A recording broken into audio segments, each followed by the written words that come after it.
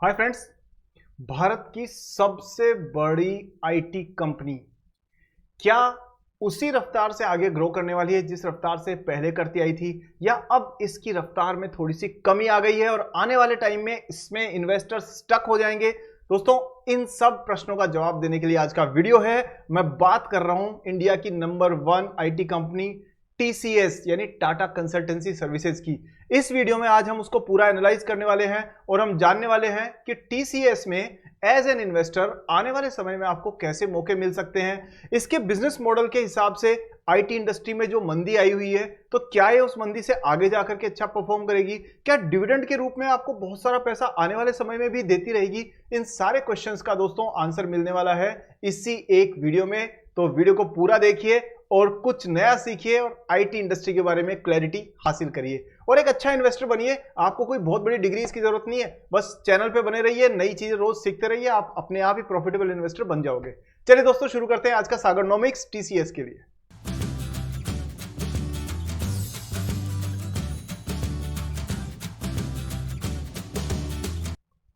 तो दोस्तों, वीडियो में सबसे पहले आगे बढ़े उससे पहले वीडियो को लाइक कर दीजिए अभी से, क्योंकि बाद में आप भूल जाते हैं, और चैनल सब्सक्राइब करके बेल आइकन को ऑन कर दीजिए ताकि मेरी नेक्स्ट वीडियो जो भी रिसर्च बेस्ड कंटेंट है वो तुरंत आपको मिल जाए और आपसे कुछ भी मिस ना हो। बेल आइकन ऑन करने से आपको नोटिफिकेशन के तरह से मेरे जो वीडियोज है वो मिल जाया करेंगे। चलिए दोस्तों, स्टार्ट करते हैं टीसीएस का एनालिसिस। आपके स्क्रीन पर आप देख रहे हैं टाटा कंसल्टेंसी सर्विसेज का बैकग्राउंड। पहली बात तो दोस्तों ये है कि ये कंपनी का बैकग्राउंड देखने की क्या बात है। ये इंडिया की one of the biggest company है। मार्केट कैप देखिए दोस्तों, कंपनी की मार्केट कैप क्या है? वो है 14,47,000 करोड़ रुपए। मतलब आप ये सोचिए कि जितना इन्वेस्टर्स ने, एफआईआईज ने पैसा डाला है ना पूरे साल भर में इंडियन मार्केट के अंदर, उसका करीब करीब आप मान के चलिए 4 टाइम्स से ज्यादा, यानी उससे 4 गुना ज्यादा तो मार्केट कैप सिर्फ टीसीएस की है। अभी तो एफआईआईज को बहुत पैसा डालना है इंडियन मार्केट में, और तब देखिएगा कि मार्केट की प्राइसेस कहां जाने वाली है। और ये जो रशियन और यूक्रेन वॉर और ये सब चलते रहते हैं ना, ये कभी इजराइल हमास का, ये चलते रहेंगे, लेकिन सारी दुनिया को एक ही किरण नजर आ रही है उम्मीद की, और वो है भारतवर्ष, हमारी प्यारी सोने की चिड़िया। चलिए देखें, 4,000 रुपए की स्टॉक प्राइस पर ये ट्रेड कर रहा है और पिछले साल भर में 4,200-3,000 के बीच में रहा है, और 31 का प्राइस टू अर्निंग रेशियो है इसका, वो डिसेंट है। इस कंपनी की इंडस्ट्री का जो पी है वो 30.5 है और इसका 31 है। भैया क्यों नहीं हो? जब इंडस्ट्री की सबसे बड़ी कंपनी यही है तो ये जो डिसाइड करेगी ना, वही पी रेशियो चारों तरफ भी नजर आएगा आपको। एनीवेज, सेल्स की बात करें दोस्तों तो पिछले 5 साल के हिसाब से 10.5% सेल्स बढ़ी है, लेकिन प्रॉफिट का जो मार्जिन है ना, प्रॉफिट जो बढ़ा है वो 8.2%। मतलब थोड़ा सा कहीं ना कॉस्ट का ज्यादा बढ़ने का फर्क नजर आ रहा है। रुपी थोड़ा सा स्ट्रेंथन होने का कभी कभी उसका असर हो जाता है, और इंटरनेशनल मार्केट की मूवमेंट की वजह से प्रॉफिट पर प्रेशर इसमें देखा जा सकता है। लेकिन कंपनी की एक बहुत अच्छी बात है, और वो ये है कि दोस्तों ये भर भर के डिविडेंड देती है। आप देखिए, इसने डिविडेंड में ही मालामाल बनाया लोगों को। 57.6% का डिविडेंड पे आउट रेशियो। मतलब कंपनी 100 रुपए कमाती है, उसमें से ये अपने जो एम्प्लॉइज है उन पे भी खर्च करती है, अपनी सेल्स एंड मार्केटिंग पे भी खर्च करती है, ऑफिसेज पे, बिल्डिंग्स पे, सब पे। उसके बाद में भी 100 रुपए में से 57 रुपए आपको दे देती है ये as dividend. That shows that company is very honest and very very professional. यहां बात करें तो प्रमोटर की होल्डिंग 72% है, कोई प्लेजिंग का टेंशन नहीं है, जरा सा है, कोई दिक्कत नहीं है।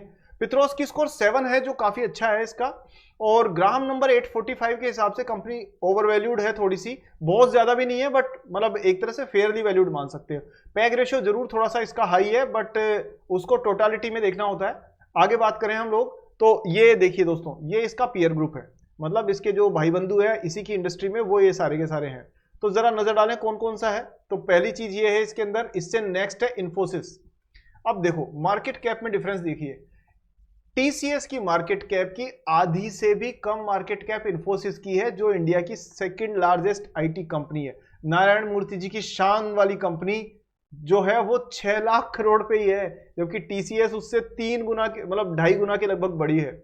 दोनों का प्राइस टू अर्निंग रेशियो लगभग सेम सा ही है, और बाकी नंबर्स में भी बहुत ज्यादा फर्क नहीं है। अब बात करें दोस्तों कि इसकी सेल्स में जो ग्रोथ है, मेन चीज नजर डालते हैं इसमें कि अभी कंपनी की जो ग्रोथ है वो कैसी है। तो देखिए क्वार्टरली नंबर्स पे नजर डालें तो यहाँ ना एक चीज थोड़ी सी आपको चिंतित सी करती हुई नजर आएगी, वो ये है कि इनकी सेल्स ना यहां से मतलब दिसंबर 22 से लगभग स्टैग्नेंट है, लगभग स्टैग्नेंट। आप देखिए 50,000, 58,000 करोड़, 59,000 करोड़, 59,000 करोड़, 59,000 करोड़, 60 करोड़, 61,000 करोड़, मतलब कि सेल्स में बहुत ज्यादा ग्रोथ नजर नहीं आई है। बात करते हैं प्रॉफिट की, तो प्रॉफिट में देखें, प्रॉफिट में दोस्तों इन्होंने 25% से ऊपर की प्रॉफिट मार्जिन हमेशा बना के रखी है, और इस 25% प्रॉफिट मार्जिन में से सब कुछ खर्चे काट करके 57 रुपए डिविडेंड के तौर पे दे भी देते हैं, ये भी अच्छी बात है। सो दोस्तों यहाँ ईपीएस देखेंगे तो ईपीएस 34 हो गया है, जो करीब करीब 29 था कुछ समय पहले। सो ओवरऑल एक ठीक ठाक सी जर्नी है। और यहाँ देखिए दोस्तों, ये कंपनी की जो एनुअल सेल्स है उसमें आपको ग्रोथ नजर आएगी कि 62,000 करोड़ से बढ़ी, फिर 1.5 लाख करोड़, फिर उसके बाद में अभी 2,40,000 करोड़ की सेल है। इतने में तो बाबा रामदेव की पतंजलि सी 5 कंपनीज की मार्केट कैप आ जाएगी, इतनी अकेली इनकी सेल है। चलिए आगे बात करें तो operating margin 25-27% is a good enough number, और इसकी जो डिविडेंड की हिस्ट्री देखोगे तो आपको आनंद ही आ जाएगा। 31%, 30%, 33%, 78%, 30, 33, 30, 40, 100% डिविडेंड ये भी दिया है। मार्च 23 में इन्होंने 100% डिविडेंड दे दिया है, और मार्च 24 में 58%। सो दोस्तों डिविडेंड तो दबा के देती है। अगर आप ऐसी एज में हो जहां पर आपको डिविडेंड इनकम से अपने खर्चे पानी निकालने हैं, और आप चाहते हो कि आपकी मेन जो पैसा है वो सुरक्षित रहे, और डिविडेंड से ही आपका खर्चा निकल करके आपका जीवन चलता रहे, so this company can be on your radar in that case, क्योंकि सॉलिड है, मजबूत है, कहीं कोई चिंता वाली ऐसी बात नहीं है। अब बात करते हैं कि इसमें जो ट्रेडिंग हो रही है वो कौन कर रहा है। तो देखिए प्रोमोटर्स ने 72% अभी भी वैसा वैसा ही रखा हुआ है, ज्यादा फर्क नहीं है। FIIs 15% से बेच करके 12% पे आ गए, और जो डोमेस्टिक इन्वेस्टर है उन्होंने वो 3% खरीद लिया है। आप समझ रहे हो, ऐसे ट्रांसफर होता है पैसा, ऐसे देखो आया समझ में कि ये करीब 2.5-3% इन्होंने हल्का किया ना, यहाँ से ये 15% थे यहाँ पर, और अब इन्होंने क्या है ये 7.5% के आसपास थे, तो ये 3% इन्होंने बेचा और इन्होंने खरीदा, ऐसे चलती है मार्केट में।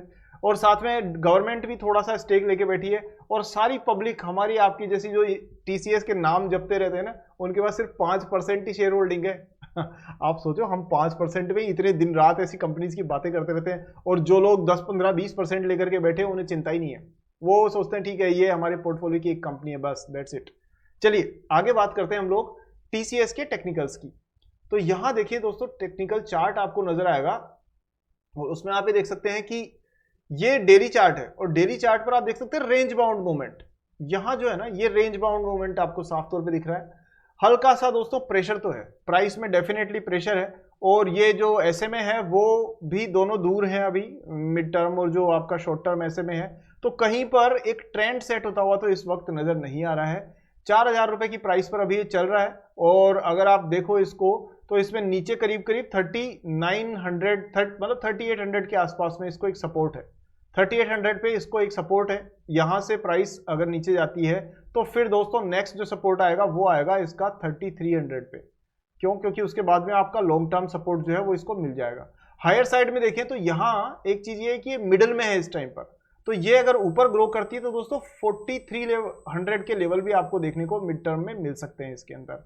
ओवरऑल कंपनी मैं कहूंगा एक साइड बाउंड वेज जो मूवमेंट है उसमें चलती हुई साफ तौर पे नजर आ रही है। RSIs और MACD भी एक पॉजिटिव डायरेक्शन जरूर दिखा रहे हैं, but strength of the trend अभी तक क्लैरिटी इसमें मिलना बाकी है। सो मैं यही कहूंगा आपको कि इसके ऊपर ना थोड़ा सा कुछ समय तक के लिए आपको नजर बना के रखनी चाहिए, देखनी चाहिए कि आने वाले जो दिनों में कैसे रिएक्ट करती है। अभी जो रिजल्ट आया ना वो इतने एक्साइटिंग नहीं है, और उसकी वजह है कि पूरी इंडस्ट्री ही इस समय पे IT इंडस्ट्री थोड़ा सा प्रेशर में है। तो उस हिसाब से देखा जाए तो आने वाले समय में इसके जो सेल्स अगर बूस्ट होती है, क्योंकि इनके पास ऑर्डर्स की कोई कमी नहीं है। हाँ मैं आपको एक दो चीजें और इंपॉर्टेंट इस कंपनी की बता देता हूं, जिससे आपको पता रहेगा कि भाई कंपनी कोई ऐसी नहीं है कि छोटी मोटी कंपनी है। देखिए आपको ये चीज जरूर जाननी चाहिए। ये देखिए दोस्तों ये बैकग्राउंड है इसका, एक सेकेंड, और आपको आनंद आएगा इस कंपनी के बारे में जान करके। तो देखो पहली चीज ये है कि company is India's largest IT company, और साथ में इसके पास देखिए कहां कहां से धंधा आता है।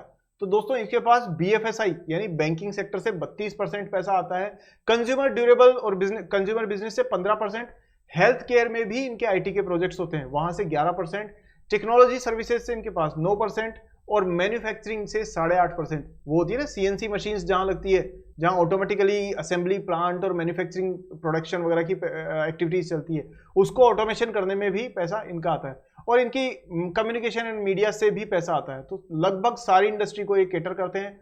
इनके ये कुछ प्रोडक्ट्स हैं जो इन्होंने मतलब सर्विसेज को एक पैकेजिंग बना करके नाम दे रखा है प्रोडक्ट का, जैसे टीसीएस BANCS यानी टीसीएस बैंक्स, ये इनके लिए डेडिकेटेड प्लेटफॉर्म है जिसपे बैंकिंग कंपनी जुड़ी हुई है। ऐसे टीसीएस आयन, ये वो है जो वर्चुअल लर्निंग का है, वो था ना डिजिटल लर्निंग, ई ऑनलाइन लर्निंग, उससे संबंधित। इसी तरह से दोस्तों इसका टीसीएस ट्विनेक्स है, टीसीएस ऑप्टिमेरा है, ओमनी स्टोर है, ये सारे इनके प्रोडक्ट्स एंड सर्विसेज के पैकेजेस हैं। अगर रेवेन्यू की बात करें तो नॉर्थ अमेरिका यानी इसमें यूनाइटेड स्टेट्स आ गया और कनाडा आ गया और उसके आसपास का एरिया, 52% वहां से बिजनेस आता है इनका, यूके से 17% आता है, और हमारे देश से तो सिर्फ 5% हमारे देश का तो 5% योगदान है, इसीलिए शेयर होल्डिंग 5% थी। आई डोंट नो, मतलब that can be a reason.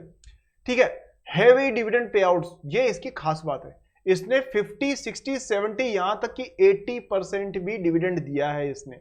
सो दोस्तों ओवरऑल ये कंपनी इतनी दमदार है। और अभी रिसेंटली अगर आप देखो तो इसको अभी रिसेंट क्वार्टर में क्या क्या हुआ है, तो देखो एक तो इसको दोस्तों BSNL से 4G 5G के रोल आउट का ऑर्डर मिला हुआ है।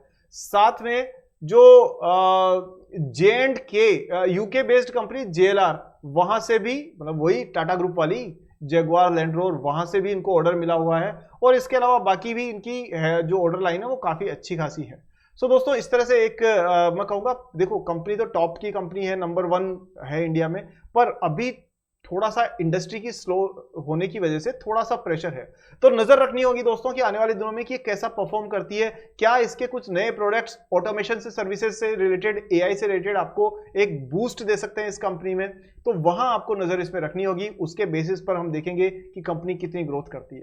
सो दोस्तों कैसा लगा आज का वीडियो, कैसा लगा आज का एनालिसिस, कमेंट सेक्शन में बताइए मुझे। और हाँ दोस्तों, कमेंट सेक्शन में वो भी बताइए जिस कंपनी पर आप सबसे ज्यादा लोग वीडियो चाहेंगे, मैं उस पर वीडियो जरूर बनाऊंगा। ठीक है, और दोस्तों आप पहली बार चैनल पर आए हो तो चैनल को सब्सक्राइब करिए ना, और बेल आइकन को ऑन करिए, क्योंकि ऐसी इंफॉर्मेशन ना आपको बहुत कम जगह मिलेगी। और अगर आपने सब्सक्राइब करके बेल आइकन ऑन किया तो तुरंत नोटिफिकेशन आ जाएगा आपके पास मेरे वीडियोस का। साथ ही दोस्तों चैनल को लाइक, वीडियो को लाइक जरूर करिए, बहुत मेहनत लगती है रिसर्च करके वीडियो बनाने में, और फ्री ऑफ कॉस्ट आपको मैं अवेलेबल करवा रहा हूं। तो इस मेहनत के बदले में लाइक अवश्य कीजिए, और इसको अपने सारे दोस्तों, रिश्तेदारों, सबको शेयर जरूर करिए, क्योंकि ऐसी इंफॉर्मेशन सबके पास पहुंचनी चाहिए, उनका भी भला होगा और वो दिल से आपको भी धन्यवाद देंगे। चलिए दोस्तों आज की वीडियो को यहीं रोकते हैं, अगले वीडियो में जल्दी मिलते हैं, तब तक के लिए हैप्पी इन्वेस्टिंग एंड जय हिंद।